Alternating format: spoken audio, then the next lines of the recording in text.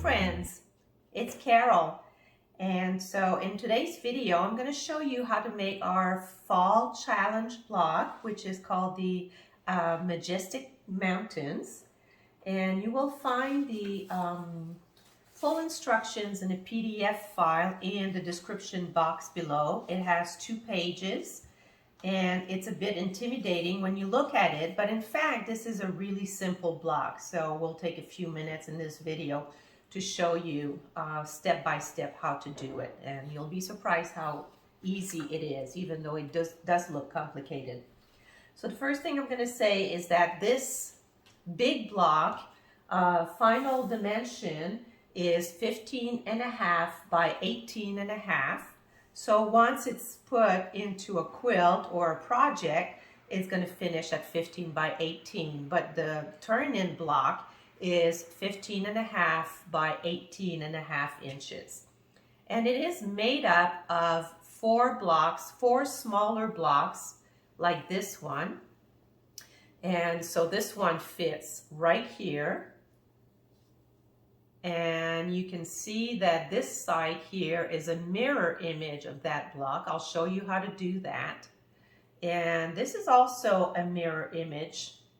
And also, so everything is a mirror image. It's a little bit like the mountain and the reflection in the lake or something like that. Now the smaller blocks that we're going to be working on are final size 8 inches wide by 9.5 tall. And so this is what we're going to be working on. I'll show you how to make these, 4 of these.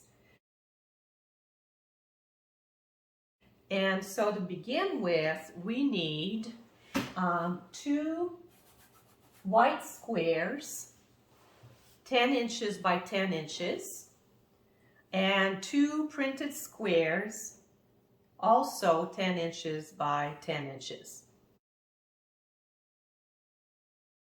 So the first step is to place your printed block wrong side down or right side up on your table. Then lay over the white block right sides together on the printed block. And then, looking for my tools here. We're going to draw a diagonal from corner to corner, and you can use any writing tool. I have a friction pen here, but a regular pencil or pen will work because we're going to be cutting out on this line after we've sewn it. So it doesn't matter what you use to draw your line. And then I suggest that you pin your 2 squares together just to hold them in place. It makes it easier to sew. So I'm going to use a few pins here.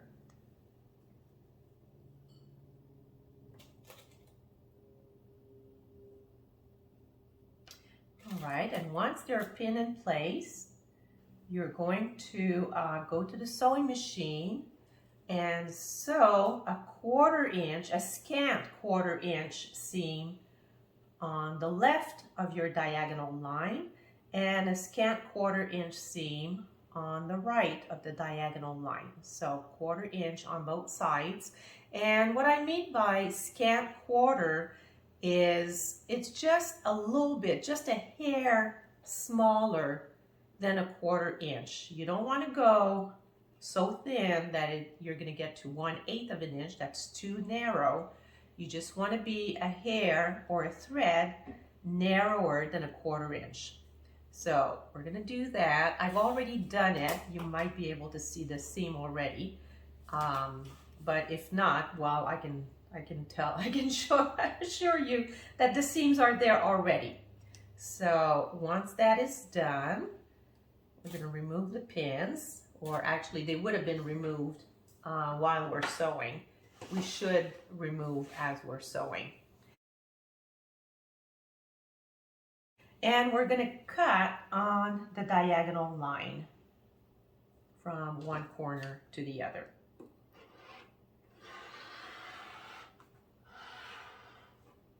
So notice here when I start to cut, I start on the fabric and I roll back my rotary cutter a little bit, not too far. The reason for that, and then you roll back again forward. The reason for that is that you don't want to knit your blade on the corner of the ruler. So start on the fabric above the corner and then roll back and then do your cut, complete your cut.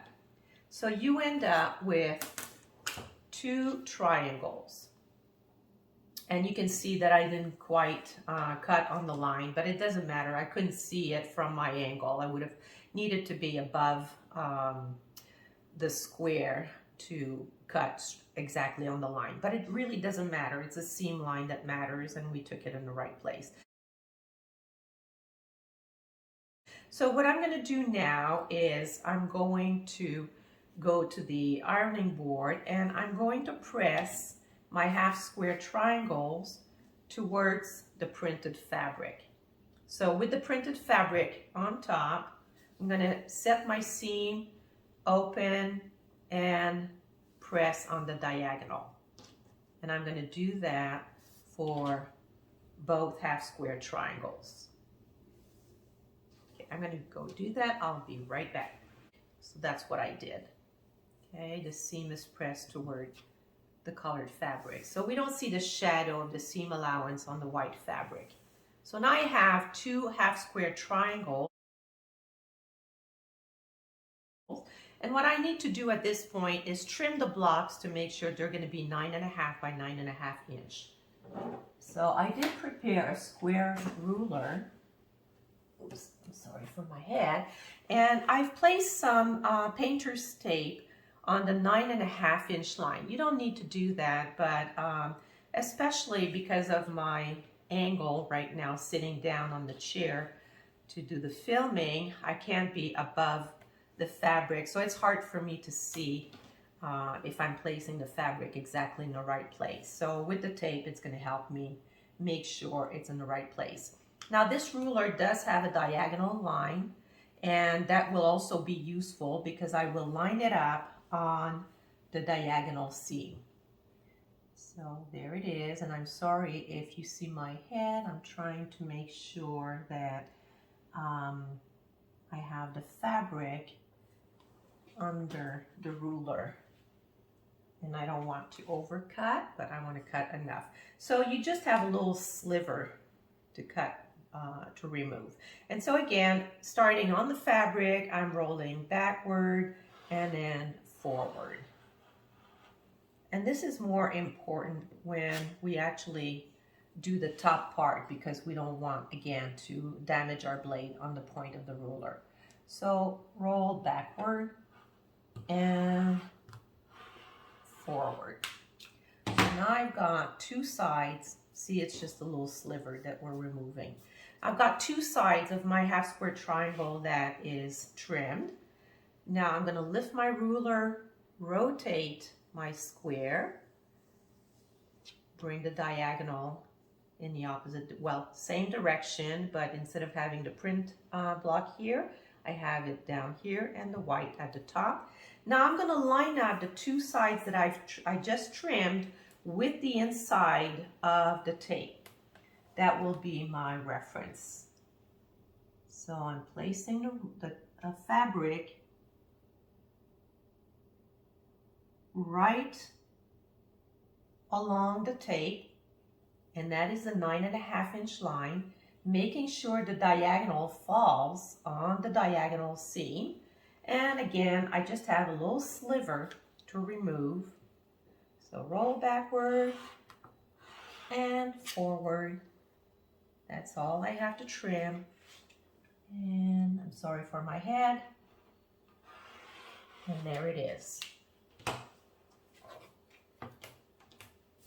There we go. So our block is now trimmed at 9.5 by 9.5. So I'm going to do that with the other block as well. Same thing.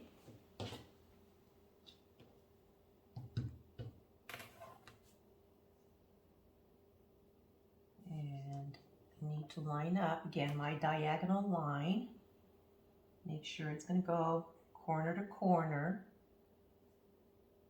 And here I'm going to trim more on this side because I did have a little bit of the selvage fabric there. So trim that side, this side. Rotate the block so the print fabric is going to be on that side. So quarter turn, another quarter turn. These two sides are trimmed.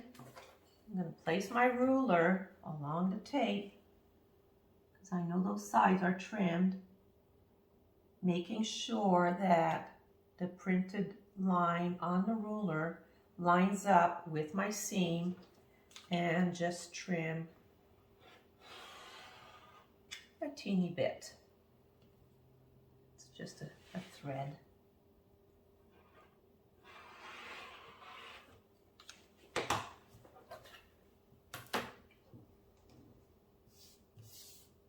All right, so from the directions, this completes step number 4 and 5.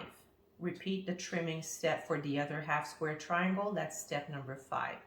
So we are ready with step number 6. And that is asking us to place the blocks, one with the printed triangle on the lower left, and the other one with the printed triangle on the lower right, making the white half square triangles form a V shape. And so what we're going to do now is we're going to trim each of these squares into 4 equal strips.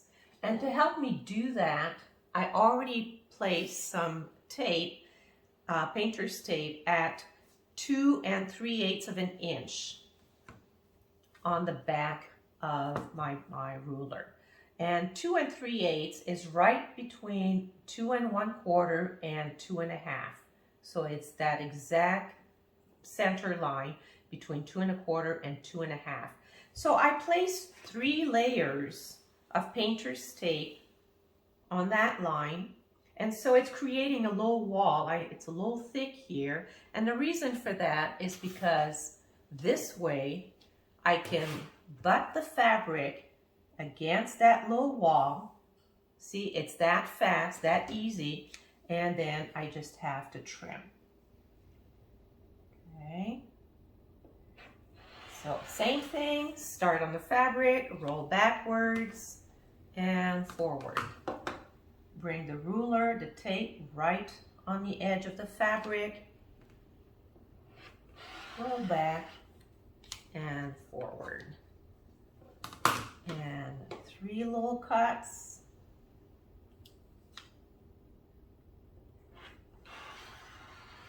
And we have our 4 strips like this. Okay. And then we would continue and do the 3 cuts on this block as well. But let's focus on this. So let's pretend we did that. Now at this point, what we're going to do is we're going to switch the first and last, or first and last. We're going to switch the order of these 2 strips. And we're going to switch the order of these 2 strips.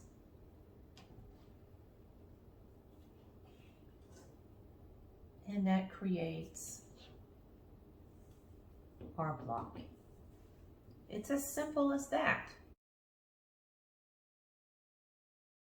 Now the next step will be to join each of these strips with, again, a scant 1/4 inch seam allowance. And when we do it with this block and we sew the strips together, we get this block. So that would have been the same thing. Okay, cutting the 4 strips. We've got 3 cuts to do. We get 4 strips. We switch the first and last. We get here. Second and third, switch the order. We get like this. We sew them together.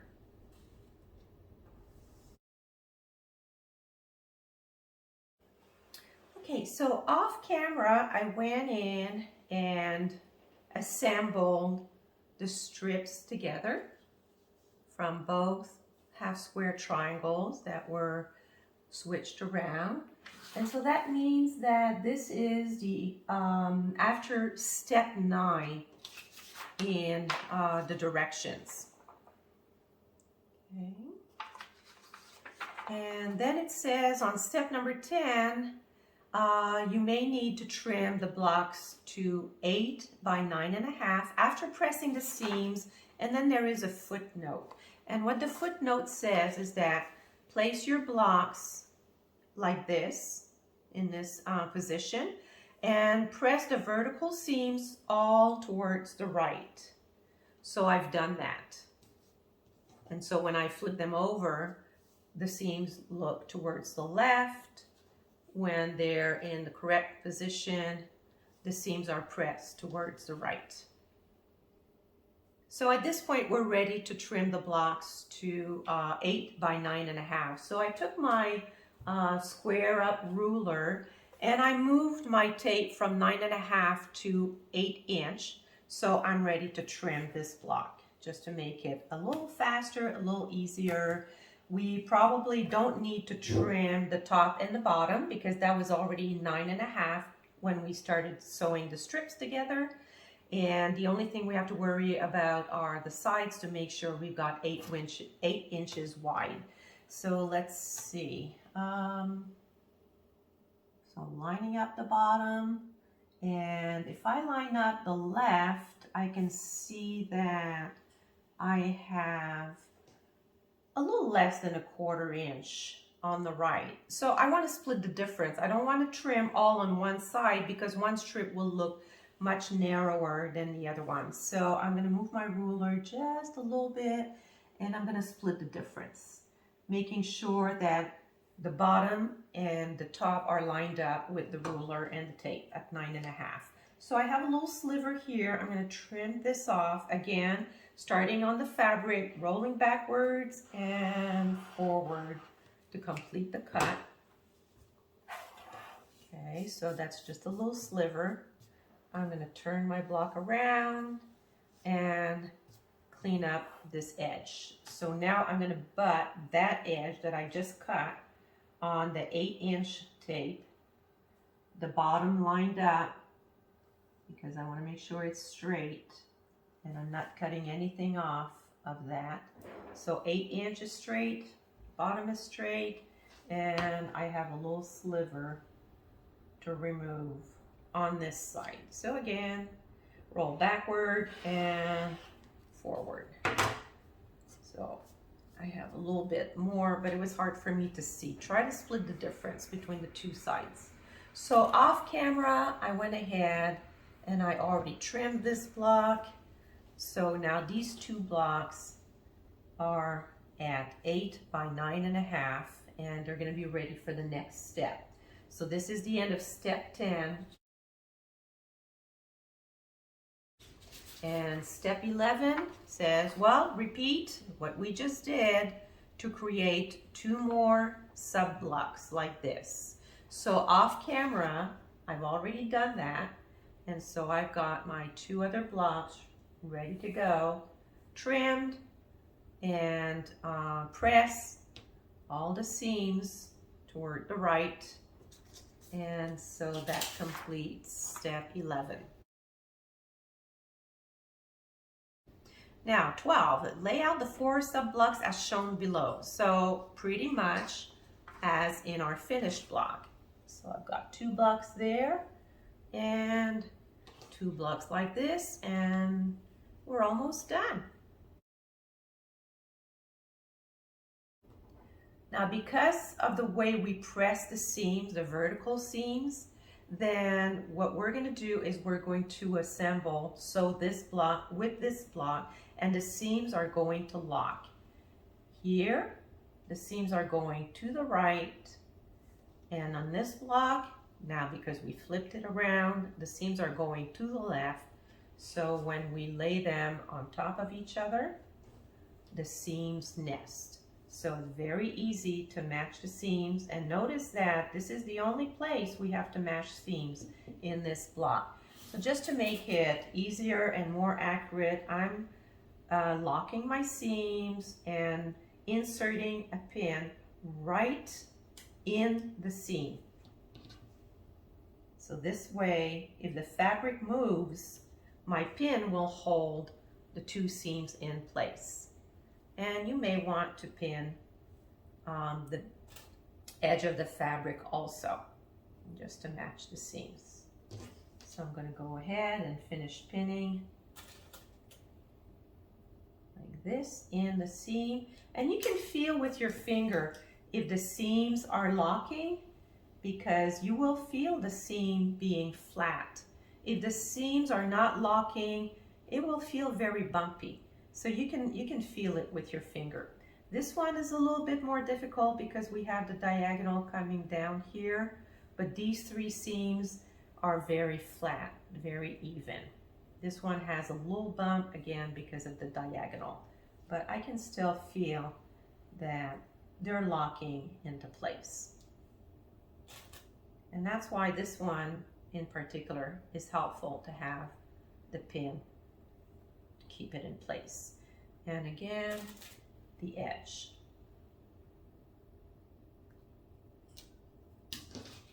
And I would do the same thing with these two blocks. Same thing. The seams are going to lock. These ones on top are going to the left. On the bottom, they're going to the right. So they're all locking.